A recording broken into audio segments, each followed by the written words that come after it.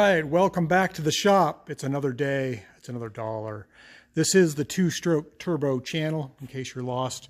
And we're working on our Chinese van made by the People's Republic of China, cloned to look like a Suzuki Super Carry Every, something like that.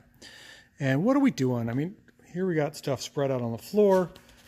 If you notice, it's got drum brakes, and this wheel bearing has been howling for a long time. I rescued this van from, I don't know, certain fate. It was super low in oil, pretty banged up. All the fluids were low. Gave it a new life, put plates on it, enjoyed it, paint job, the works. Actually put too much work into this thing actually, but oh no, somebody wants to talk to me. You're gonna have to hang on. I'll catch you in a sec. Okay, where were we before we were so rudely interrupted? Oh yeah, we were putting wheel bearings on my China van. So this thing is bonkers crazy. So I'm not actually sure what year it is. I think it's a 2000. Its title is an 88. It has fuel injection, but it has drum brakes, non-assisted drum brakes all the way around. I don't get that, but that's what it is. So this is another weird thing. It had open roller bearings for the wheel bearings. I think they're original. They have a weird manufacturer, SCL. I don't know if that's a common bearing number. So I'm putting in seal bearings that are greased, but there's just a lot of really odd things. Again, double blind hole wheel cylinders, old technology on this somewhat new van. I don't know. It's just crazy what's out there. At least here in America, we think it's crazy, but maybe it's normal for the rest of the world. But so I'm going to go through the brakes a little bit. I need to tighten them up just because I'm used to power brakes on most newer vehicles, and this does not have power brakes. And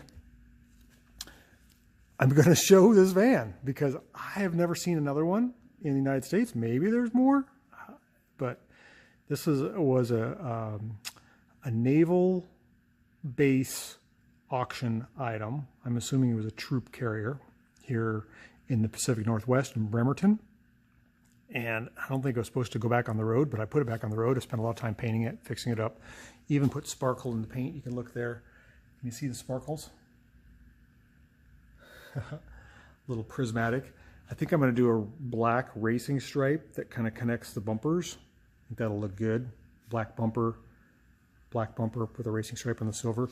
And I'm going to undercoat in here. So this is a nice definitive. I'm going to make it look like a show van on the outside. Anyhow, interior, that's some other day. But this weekend, I want to take it on a long cruise for a Pacific Northwest microcar, key car cruise.